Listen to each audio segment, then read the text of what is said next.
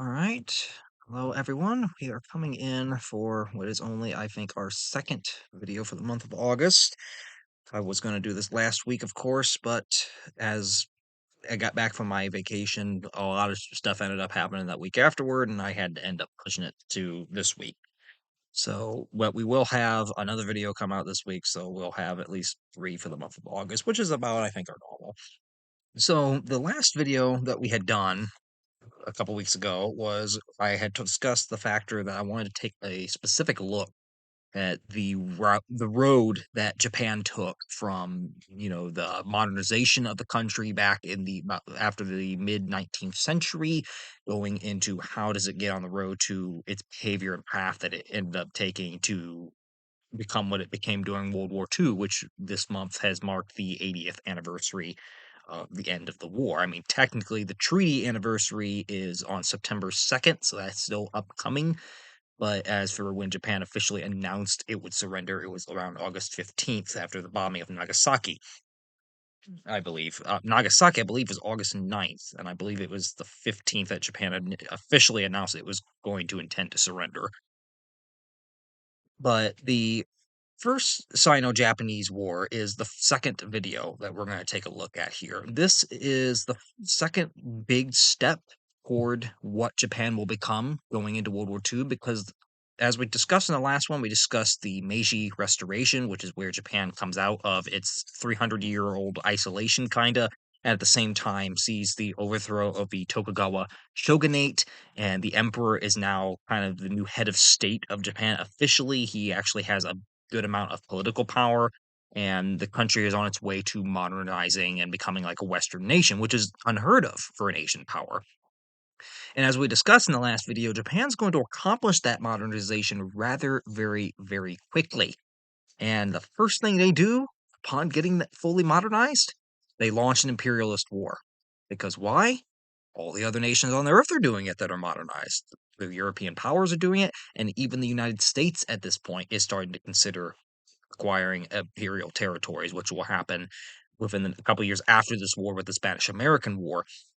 But the First Sino Japanese War is significant because it is truly the first war of imperialism that Japan would launch. It was the first war that Japan launched post modernization. Of course, this was against the Qing Dynasty and China. So this was a China versus Japan war, and it did not go well for China. This was an utter success for Japan, and this was going to be a war that was going to set Japan up for a path of building an empire. They wanted an empire much like the other Western powers had in Asia. They saw no reason why they could not pursue that on their own terms since they were modernized, and it's going to be a fairly starting from here, it's going to be a path toward Japan wanting to build a imperialist empire and wanting to expand that empire for their people's gains, which initially that wasn't unheard of, but down the road, Japan's going to get a lot more aggressive in terms of maintaining and expanding that empire as they see fit. So this is going to be the first major conflict where we're going to see Japan really use this modernized military, and it's an absolute crushing success for them. So the first Sino-Japanese War, it takes place between 1894 and 1895. I think it's actually only less than a year it lasted. It did not last a full year. And there is a little bit of a lead up before it, but the general gist of this conflict is it is a big quarrel between Imperial Japan and Qing China over who is going to dominate Korea. Korea at this point is still a semi independent kingdom. It is still under its own government, but it has been heavily influenced by the two big powers on either side of it for many, many centuries. And of course, since the Chinese have typically been the much larger power, they have, for the past couple hundred years at this point, by the late 19th century, exercised suzerainty over Korea for quite some time, something that Japan in this war is seeking to dramatically challenge. So Japan had long to go back into a little bit of the history of this here. Japan had long held desires prior to the whole Meiji Restoration to expand its realm beyond its home islands. The Japanese governments under the different Tokugawas had long envisioned that they could possibly expand their boundaries beyond the home islands that they had. Unfortunately, those plans never really came to fruition during that time, and That was because Japan is an island nation. They also want more natural resources, which Japan lacks many, and they also wanted to build, a larger sense of a kingdom or an empire instead of just being restricted to these islands out in the Pacific. Unfortunately, the main way to go at getting that empire for Japan at that time is to expand into mainland East Asia. And who is the dominant power in East Asia? It is China, and later Russia and some of the other European powers will come into play as well. But for many centuries, it was China that stood in Japan's way. Now, Japan, as we said, it lacked natural resources, and that was a driving factor. They did not have a lot of natural resources occurring naturally within the Japanese archipelago, and that kind of drove the need for expansion because they can acquire lands and territories that do have these natural resources that they could use to further their own economy. Now, the fall of the Tokugawa shogunate in 1868 with the Meiji Restoration would officially transform Japan. It went from being a feudal, backward society to a modernized industrial state in less than 30 years, which is very, very fast for a nation to industrialize. Mind you, many nations that had partaken it before had taken well almost 100 years before they had become fully industrialized, and they were nations at the same time that Japan is industrializing that are great European powers that have not completed industrialization by the time Japan completes it, most notably Russia. Russia is one of the great European powers, but it's very late at the industrialization game, and it still has not completed industrialization by the time that Japan has. And because of this modernization of Japan brought about by the Meiji Restoration in 1868, Japanese students and delegations would end up being sent abroad to travel the world in order to learn the different types of Western arts and sciences and hopefully bring back those ideas and cult influences to Japan itself so they can implement them there. Now, Japan's leaders at the time thought that unless Japan could compete equally with the Western powers, that it risked falling under foreign domination. So this is going to really spur post-modernization Japan's drive to start creating some sort of a imperialist empire for itself because it sees what the other Western powers are doing, specifically those in Europe. And it realizes we may have modernized, we may have a modern military, we may have a modern, economy and everything else. We still lack the natural resources that these guys do. We still lack prestige that these guys do. And if we do not build our own empire like the Europeans are doing, we run the risk of falling under their dominion, much like China had become. Excuse me. So where is gonna be the first spot that Japan thinks, "Where should we expand?" It's gonna be at a place that has long been a thorn in Japan's side, and at the same time, something they have long coveted, the Korean Peninsula. Now, the Korean Peninsula for centuries had been an object of affection between both Japan and China. It was pointed in right between the 2 powers. Now, Japan would focus on Korea because of their past affiliations for it and because they saw it as a possible danger. Korea was what many called the dagger pointing at Japan's heart. It was a Chinese pretty much supported and kind of exercised control of territory. They were kind of loyal to the Chinese government. So if China were to go to war with Japan, Korea is kind of pointed right at the center of the Japanese archipelago, and there were many that kind of termed it's the dagger at Japan's heart. And this was not something that Japan wanted to remain under Chinese influence. At the same time, they have a little bit of a beneficiary boon going on at this time because Korea, although it is a small, semi independent kingdom under Chinese domination, it is also looking to modernize. The Koreans are no dummies. They realize what's going on in the world and they come kind of the same conclusion that Japan had come to during the Meiji Restoration that if we don't modernize, we're not going to have any independence anymore. Unfortunately, that will end up coming about regardless, but they kind of came to the same conclusion earlier on and thought that we need to modernize or else we risk, losing everything that we have. So for centuries, as we mentioned, Korea is under the suzerainty of China. China would exercise control of Korea over those centuries through a tribute levy, and it held wide influence in Korean politics, especially with conservative officials who were close to the Korean royal family, the Joseon dynasty.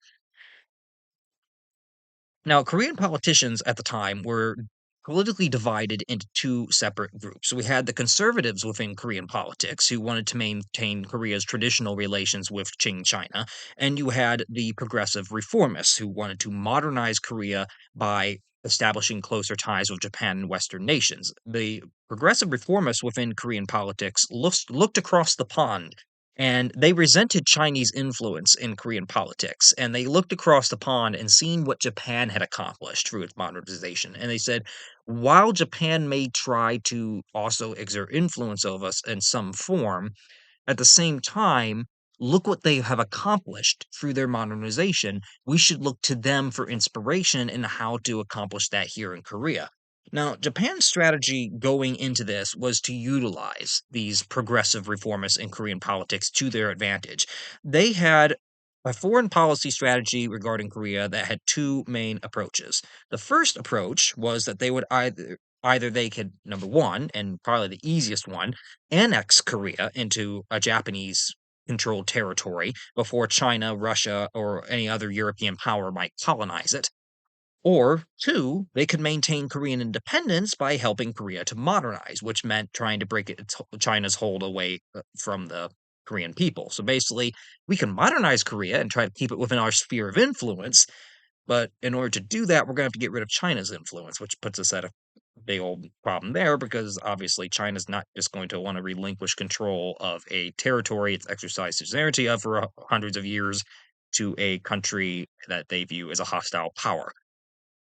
China, while modernizing like Japan had done, it was very slow to modernize, and its progress had been constantly delayed by constant wars and concessions to Western powers, most notably and most recently at that point, the Opium Wars and the Sino French War. So, China, while the Qing Dynasty was trying to modernize the country, it was failing in most aspects. It was not going along at a steady pace. There was widespread corruption in the Qing government that was diverting funding to less important projects such as, building of palaces and other, big, high expensive projects that weren't contributing toward modernization. So the Qing government's attempts to modernize, while they are doing so, they are not succeeding on the realm that Japan's have. Japan sees China's decline as kind of an open opportunity to try to finally remove Chinese influence from the Korean peninsula. They see this as a golden opportunity to take advantage of that weakness in China and use it to their advantage. On February 26th of 1876, Japan would force Korea to sign the Treaty of Ganghwa, which would officially open the Korean peninsula to Japanese trade and had Korea proclaim its independence from China. This would officially start tensions between Japan and China over who was going to dominate the Korean peninsula. The Chinese knew very well that this Korean Declaration of Independence was something that had been orchestrated by Japanese influence, and they were not at all pleased with it. Now, officially, as we must keep note here, Korea was officially independent of the two powers, but it did typically look to China kind of as its sovereign protector and possible aggressor if it went against China's wishes. Now, the pro Chinese faction within Korean politics is going to end up taking a much bigger shape here in the 1880s. Because in 1884, pro Japanese reformers would overthrow the pro Chinese conservative government in a coup in Korea that was backed by Japan. The pro Chinese faction would end up receiving support from China, which would end up sending troops into Korea under General Yuan Shikai. They would regain control of the Korean government. They burned the Japanese legation within Korea as a result and killed several guards and citizens, which would anger Japan even further. Their attempt to kind of, through a coup, for a coup wise, overthrow the Chinese government in Korea and get a pro Japanese one installed had failed and backfired on them spectacularly. But at the same time, it led to the killing of their citizens, which made Japan much more angry. In order to avert war, Japan and China was not willing to go to war with Japan at this time. They ended up signing the Sino-Japanese Convention of Tientsin in 1885, just a year later. And this is going to be a major thing in Japanese-Chinese relations for the coming decade going into the First Sino-Japanese War. The first term, there were a couple terms to the Convention of Tientsin, or Tientsin Invention as well convention, as we'll call it. The first one was that both sides would immediately remove their forces from the Korean Peninsula. All Chinese and Japanese forces would withdraw from the Korean Peninsula. Number 2, each either Japan or China, depending on which one did the move, they would notify the other side beforehand should one send troops into Korea. If China was going to send troops into Korea for whatever reason, they had to notify Japan beforehand. If Japan was going to do likewise, they had to tell China before doing so in order to avoid any kind of misunderstandings. And they would have to state what the intent was of the troops. And the last part of the convention was that neither Japan or China were allowed to send any military instructors to try to train the Korean military in order to try to keep the Koreans weakened to a point, not modernizing them, and trying to keep them out of the influence of either the Chinese or the Japanese military. So that sets up for a stable period of about a decade of peace between China and Japan. There's still tensions, but they're not going to come to blows for about another decade. Now, during that decade, the technological modernization race is going to continue, and Japan is really going to gain the upper ground within that decade to actually go up against China. Japan in the 1880s and the 1890s would continue its modernization policies. It wanted to create a modern army and navy just as much as it wanted to create an economy and everything else. It wanted to focus on its military measures. Japan would send military officials abroad to train and learn the strategies and tactics of Western armies and navies in order to incorporate them into Japanese military training. Now, the first thing that Japan is probably the most notable for in the world wars, especially World War II, was the Japanese Navy. The Imperial Japanese Navy was one of the most powerful navies to ever have existed on the face of the earth. There were very few that could actually outpace it, and this was possibly due to the factor that when the Japanese crafted this modern navy, they looked as a model to the best navy in the world that probably ever existed, the British Royal Navy. Now, it was since the Japanese Imperial Navy was extensively modeled after the British Royal Navy, it stands to reason that they're going to pick up quite a few of the tactics that made the Royal Navy such a dangerous threat. British advisors would actually even travel to Japan in order to train and advise the Japanese Navy in order to help build it. And eventually, Britain would actually be Japan's first Western ally that signed a official alliance treaty in 1902 with the country, which would lead to Japan's involvement in World War One.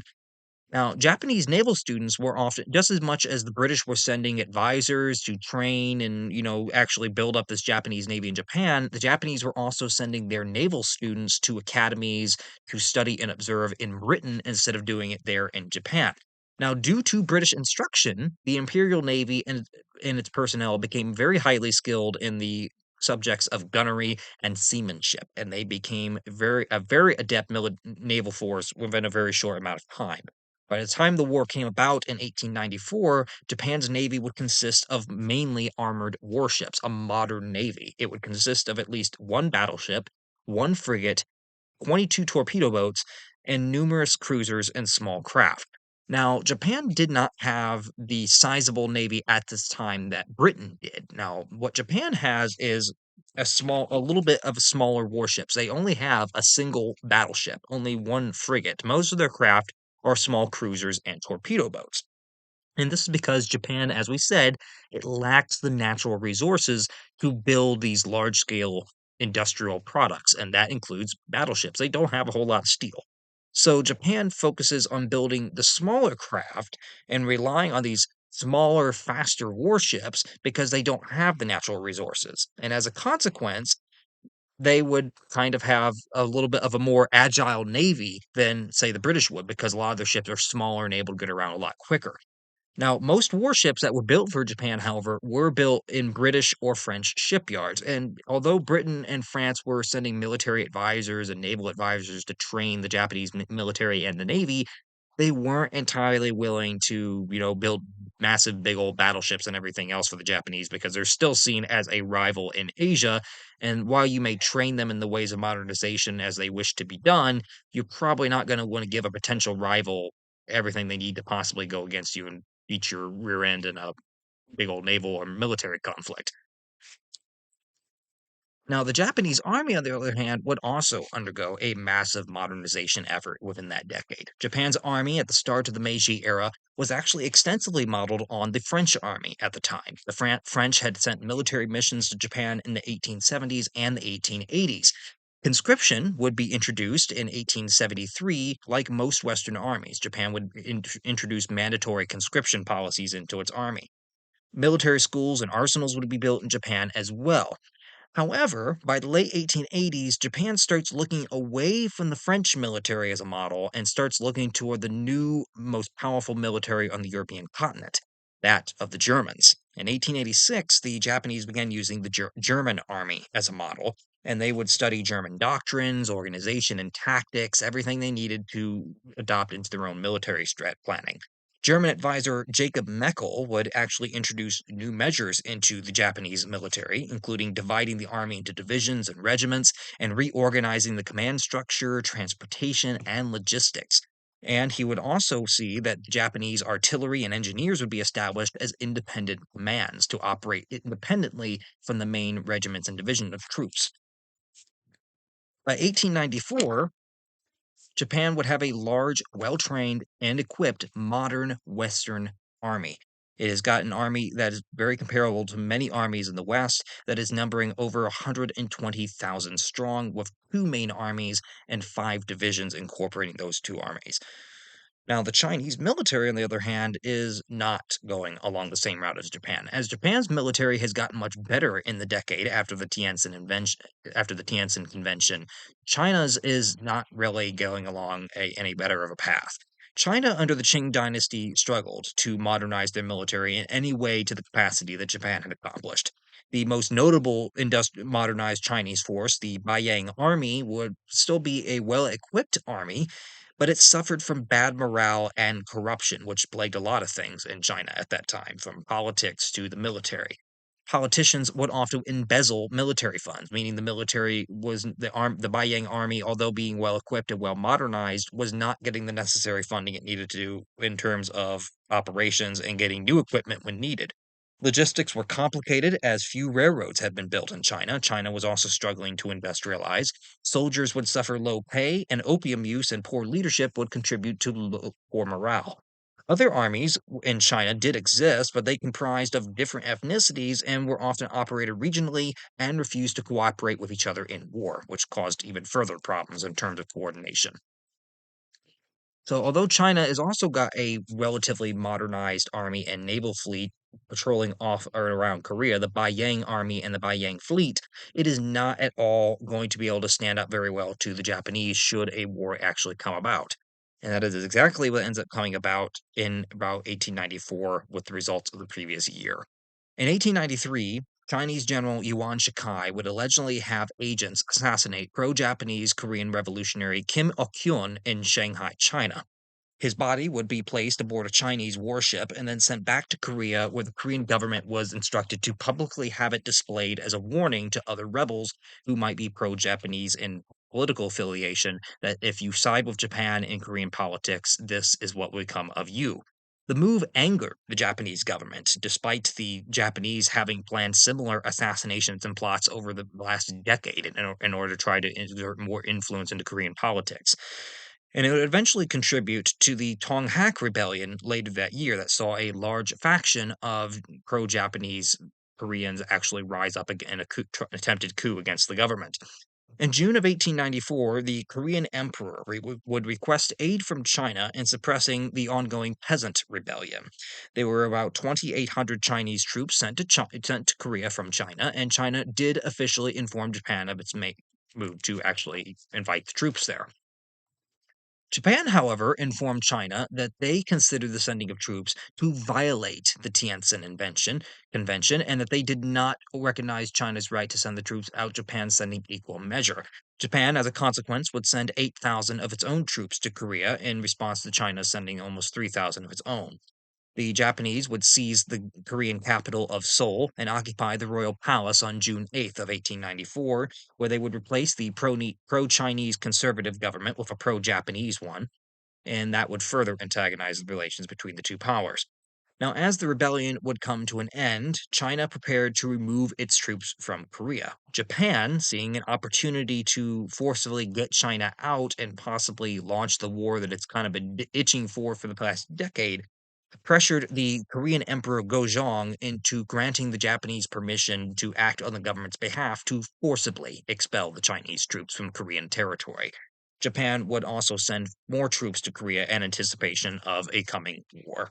China, which was angered by Japan's moves to control Korea, rejected the legitimacy of the new pro Japanese government, saying that it was nothing but a tool of the Japanese and had been installed as a Japanese puppet government. The first battle of what would become the First Sino-Japanese War actually technically happened before the official declaration of war came out. It occurred on July 25th of 1894. Three Japanese naval cruisers encountered one Chinese cruiser and gunboat in Asan Bay off of the city of Asan in Korea. The resulting naval engagement saw the Chinese cruiser escape, and the one lone gunboat ended up getting grounded and blown up during the battle.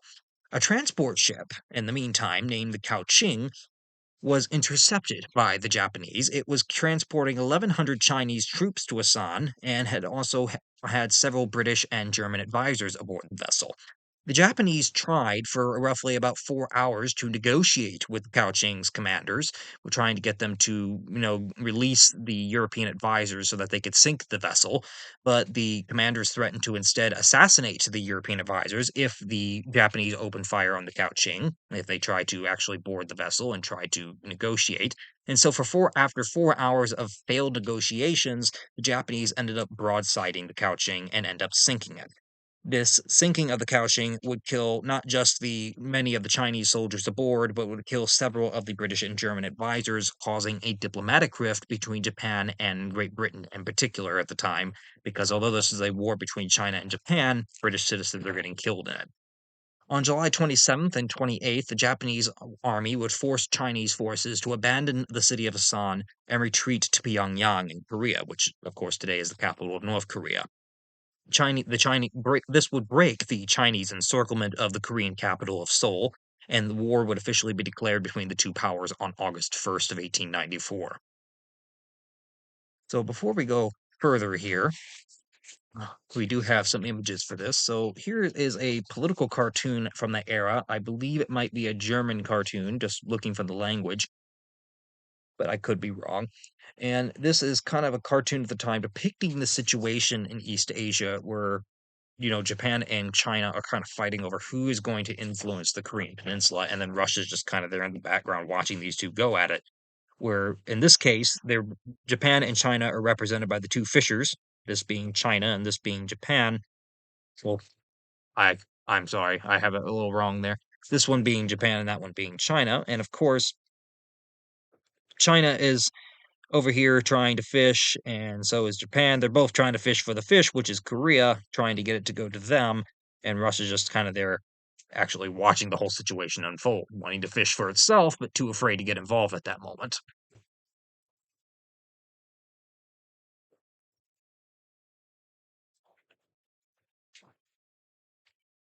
Here we have an image of Kim Il-kyun. He was the pro-Japanese Korean revolutionary that ended up getting assassinated in Shanghai. His assassination would directly kind of lead to many of the events that would bring up the tensions that brought about the war, because Japan was utterly insulted when the Chinese sent his body back to Korea, only to have the Korean government publicly display it as as kind of a warning to other pro-Japanese Koreans.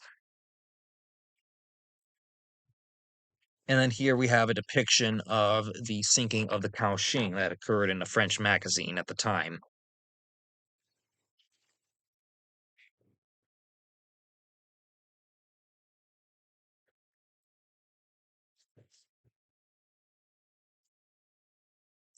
So, with the opening of war on August 1st of 1894, the First Sino-Japanese War had officially begun. On August 4th, Chinese troops would arrive in the city of Pyongyang in Korea, which is now North Korea.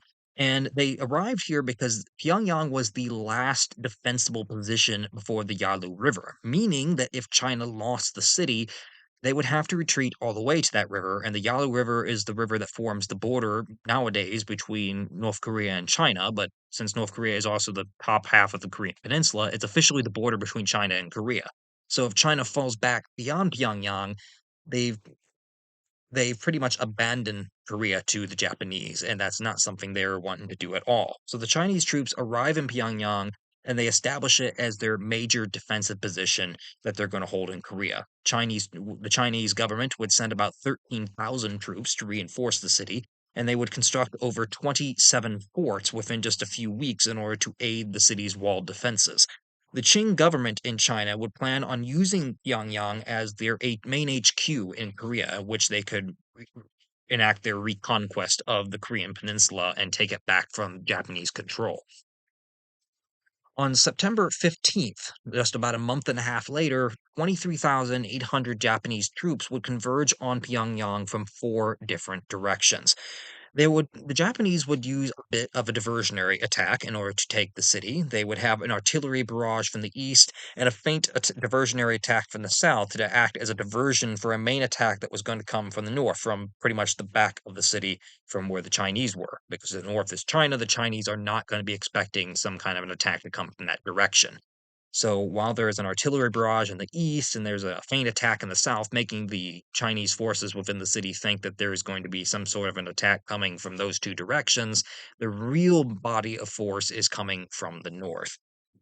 Now, despite a stalwart resistance, the Chinese were absolutely caught off guard by the surprise Japanese northern attack, and survivors from Pyongyang that tried to flee ended up getting attacked by another Japanese force waiting outside the city.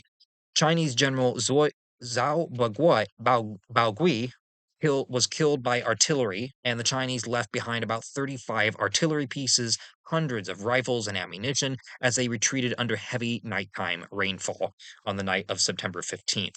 The Japanese army would officially enter Pyongyang on September 16th, meaning that the city had fallen and Chinese forces had pretty much been routed from Korea in just a single battle, meaning Japan had already accomplished its main goal. It got control of the Korean Peninsula within only a month and a half of war. And this here is a depiction of from a lot of these are Japanese illustrations. There doesn't seem to be a whole lot of Chinese ones that I could find, but this is a depiction of a Japanese painting of the Battle of Pyongyang, of them attacking the Chinese positions.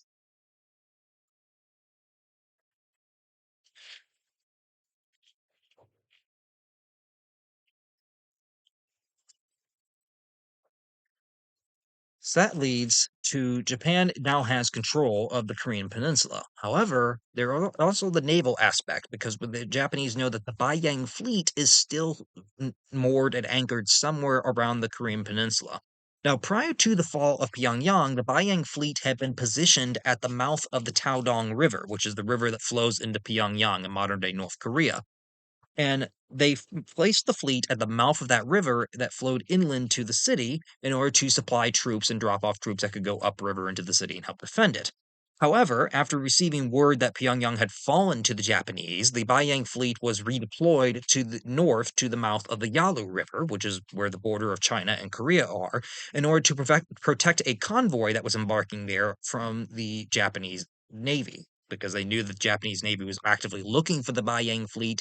Well, at the same time, they were looking for any Chinese convoys that might be trying to reinforce positions in Korea. On September 17th, just a day after the Battle of Pyongyang ended with the Japanese taking it, the Japanese fleet would encounter the Beiyang fleet at the mouth of the Yalu River.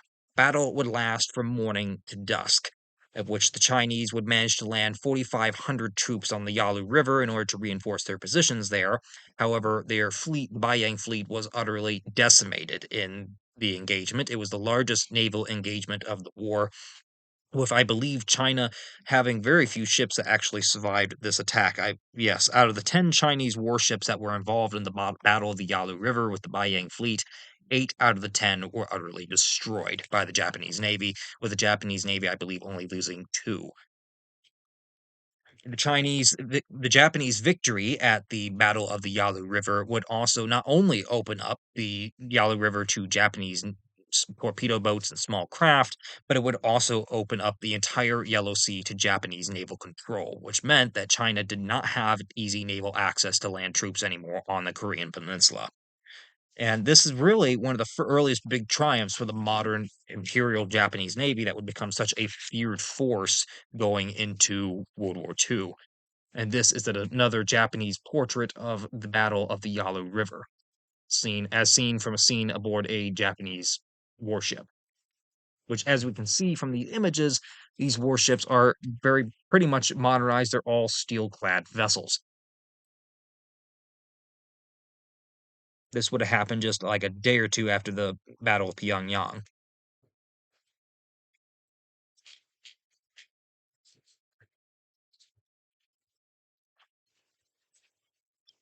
So, with the Battle of the Yalu River completed, Japan is now going to be able to pretty much have all of Korea at its disposal. Korea is officially, at this point, with the Battle of Pyongyang and the Battle of the Yalu River, Korea is officially in pure Japanese control. Japan has won its initial set out objective. It's already gotten control of Korea before the end of September. And the war had just started in August, so it's not even been 2 months. And while you might think, well, Japan should stop there. That's what they wanted. They wanted just the control of Korea. Wrong. Japan wants more. Japan wants much more. They see an opportunity to go and push into China itself and to secure the border of Korea if it becomes a Japanese territory, which it looks likely to become. Now, with Korea secure, Japan would next focus on capturing China's two nearby naval bases in order to weaken the Chinese presence in the region. Port Arthur on the Liaodong Peninsula, which was also known by not Lukush, no. Let me see how that name is. Lushunkao. Lushunkao is the Chinese name of Port Arthur, but we more often know it by that European term. It was on the Liaodong Peninsula. And then we had Wei on the Shandong Peninsula. Both of these two naval bases are going to be big targets for the Japanese going forward because if they can take them, they can officially move into Chinese held Manchuria, which is the homeland of the ruling Qing Dynasty, and take the main city of Mukden with troops from the Korea. And after taking all three of those objectives, it would open a clear pincer movement path to take the Chinese capital at Beijing. Now, after abandoning northern Korea, the Chinese would establish defensive fortifications on the Yalu River on their side in Juliancheng. The Qing government would send additional units in order to try to defend Manchuria since it was their symbolic homeland, and they were not just about to want to give that up entirely to the Japanese. And in case we need a little image here of what we're looking at, well, we'll do that here in a second. So on October 23rd, mind you, the last big clash had happened on September 17th. So on October 23rd of 1894, the Japanese First Army would arrive at the Yalu River, where they would cross undetected using a pontoon bridge on October 24th, crossing officially into Chinese Manchuria. General Aritomo Yamagata planned to attack the city of Hushan before moving against the main Chinese defenders at Juliancheng. Hushan was captured on the following day, on October 25th, rather quickly, and the Chinese, as a result, instead of defending Juliancheng, as they probably should have done and possibly could have held out, after hearing that Hushan had been captured, the following day on October 26th, the Chinese just abandoned the city of Juliancheng and all of the Yalu River fortifications on that following day, without putting up hardly a fight. As the Chinese ended up retreating toward Mukden, the homeland of the Qing, the Japanese would march throughout Manchuria's borderlands almost unchallenged. Now that brings us to Port Arthur. Now, Port Arthur does see a little bit of one of the first instances of a brutality aspect of the Japanese military. As we all probably have known, Japan had a little bit of a uh, reputation for having some very brutal tactics in World War II, from the beheading of prisoners to using live bayonet practice to all kinds of stuff that we know of. But this is one of the first instances where we see the Japanese military's willingness to take brutal tactics underhand. And it happens at the Battle of Port Arthur. And in case any of you need to know where that is, the Port Arthur, or Lushenkao, is on the Liaodong Peninsula. And this is where the Liaodong Peninsula is. It is still part of China. And this is the Korean Peninsula here. So at this point, the Yalu River is up here where this water is. And this is the Liaodong Peninsula. This little jutting out part of China here. This is the Yellow Sea. Japan now has full naval control here. They pushed up to this point. They've gotten all the Korean Peninsula that they want. Now they're pushing into this peninsula and they're going to take the city at the end of it.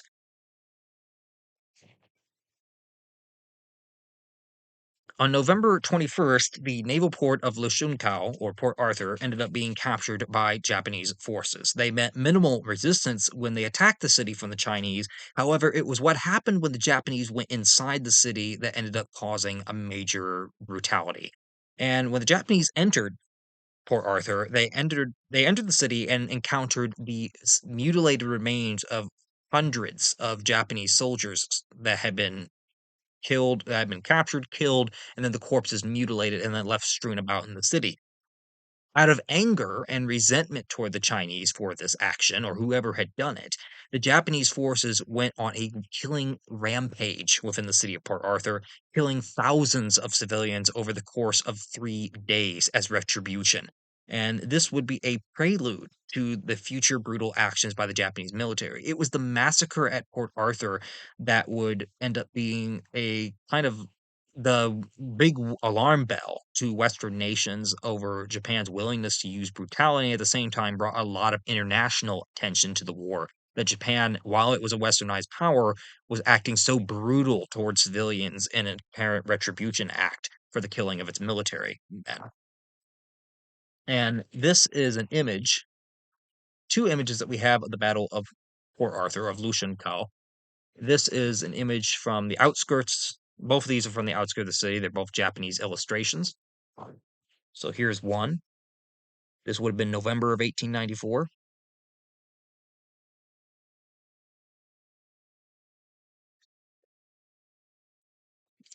And then here we have another one.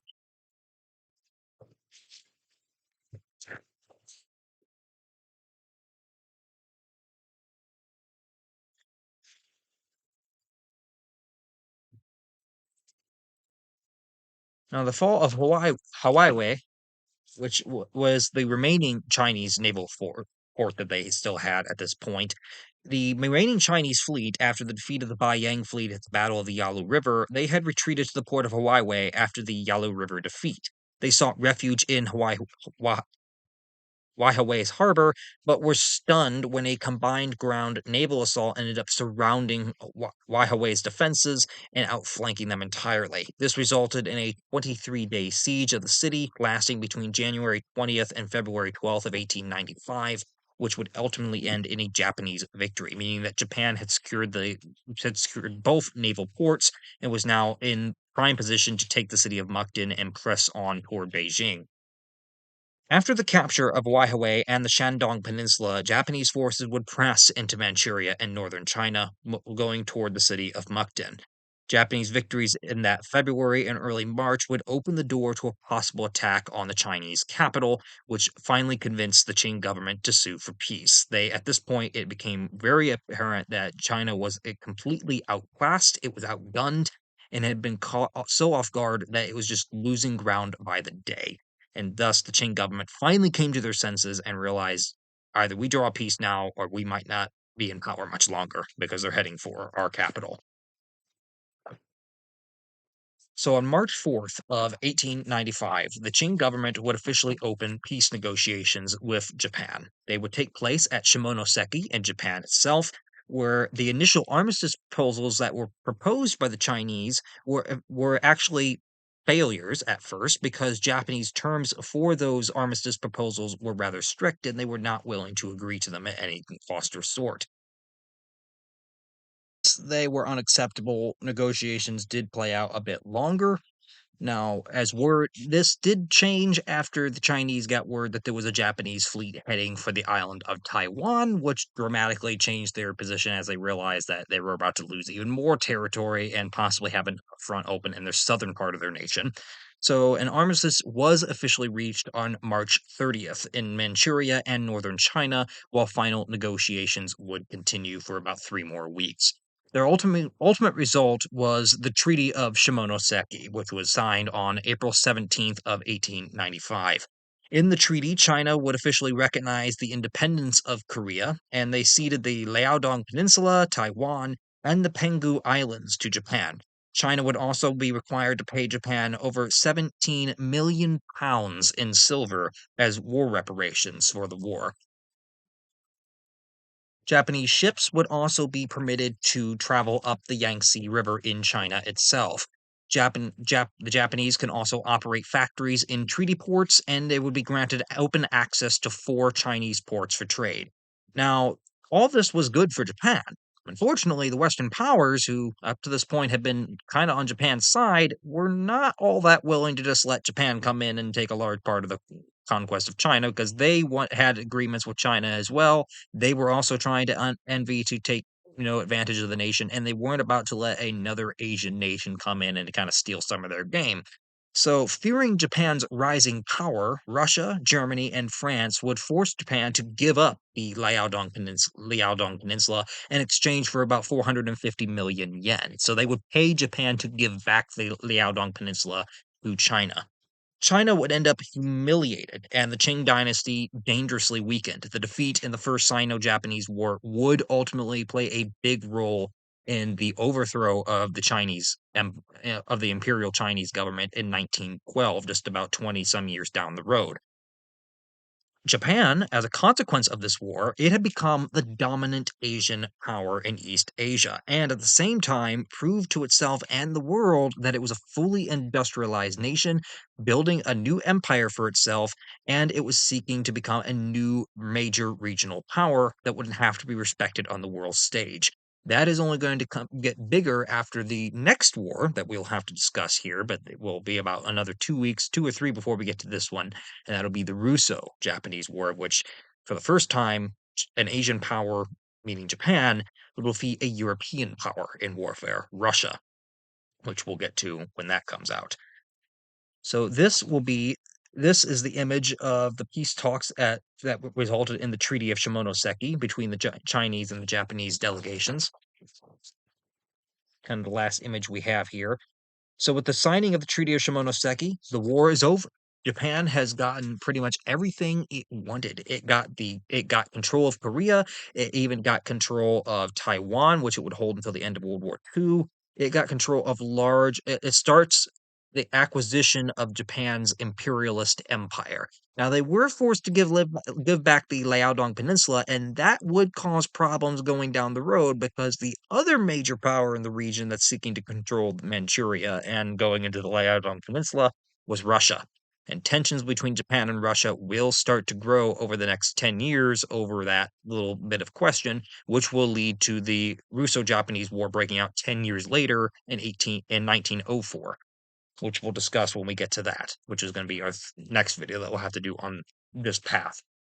So that concludes for this video. So if anyone has any comments, any questions, any information they would like to add, feel free to put it in the comment section on the video, and I'll be sure to go through it when I get the opportunity to do so. As for this week, we will do a president's video as we have not done one, I believe, since early July, I believe is when we had done one. So we will do a president's video for this week. It is going to be John F. Kennedy. We're finally up to him. So he's going to be kind of a big one, even though his presidency isn't that long.